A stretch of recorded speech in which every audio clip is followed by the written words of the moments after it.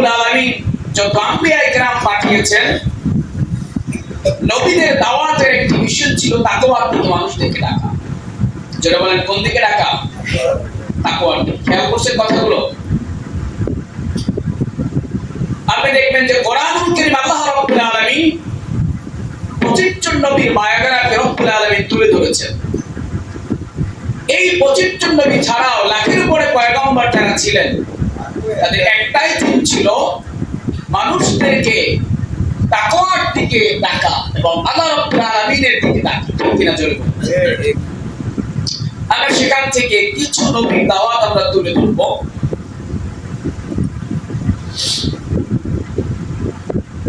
রব্বুল আলামিনের একজন নবী ছিলেন নূহ আলাইহিস সালাতু ওয়াস সালাম।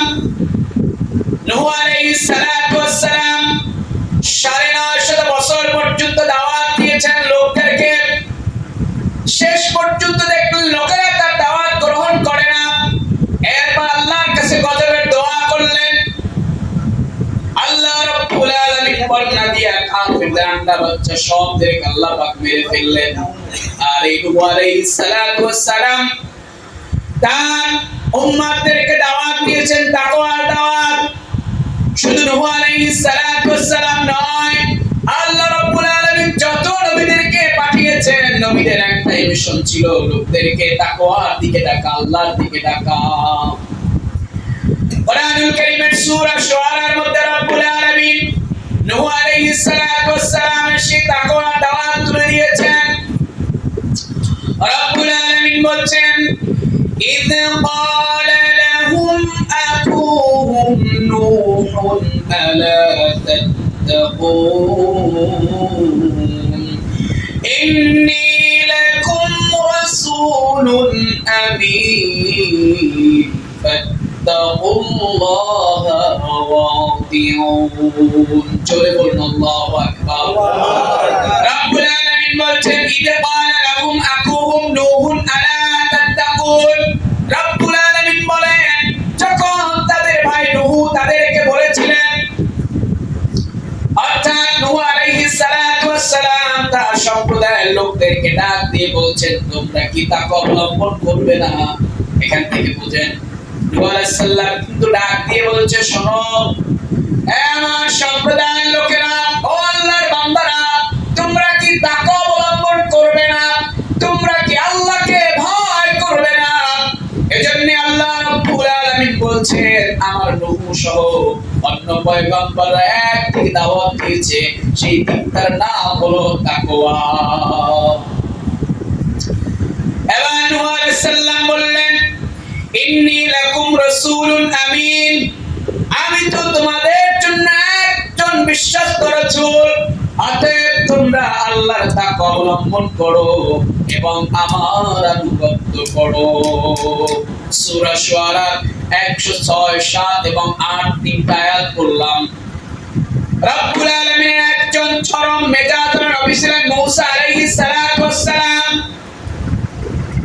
মূসা আলাইহিস সালাতু ওয়াস সালাম তিনিও তার উম্মতদেরকে, তার সম্প্রদায়ের লোকদেরকে দাওয়াত দিয়েছেন তাকওয়ার দাওয়াত। কোরআনুল কারীমের সূরা শুআরা 10 এবং 11 নম্বর আয়াত রব্বুল আলামিন বলছেন, ওয়া ইয নাদা রাব্বুকা মূসা মূসা আনিতিল কওমাস সালিমিন কওমা ফিরআউনা আলা ইয়াত্তাকুন। জোরে বলুন আল্লাহু আকবার। মূসা আলাইহিস সালাতু ওয়াস সালাম ডাক দিয়ে বলছেন, স্মরণ করুন। আল্লাহ বলছে, ও নবী আপনি স্মরণ করেন যখন আপনার রব মূসাকে ডেকে বললেন, আল্লাহ পাক মূসাকে ডেকে বললেন, আপনি জালেম সম্প্রদায়ের কাছে যান। আল্লাহ রাব্বুল আলামিন বলছে মূসা আলাইহিস সালামকে আল্লাহ পাক বলছে, ও মূসা আপনাকে আমি হালকা কোনো জাতির কাছে পাঠাই নাই, তেরা মার্কা জাতি। আল্লাহ পাক নিজেই কোরআনে বলছে জালেম জাতি। এবার রব্বুল আলামিন বলছেন আপনি জালেম সম্প্রদায়ের কাছে যান। আল্লাহ বলছেন ফিরআউনের সম্প্রদায়ের কাছে যান, তারা কি তাকওয়া অবলম্বন করবে না? আল্লাহ বলছেন কওমা ফিরআউনা, ফিরআউনের সম্প্রদায়কে আলা প্রশ্নবোধক চিহ্ন।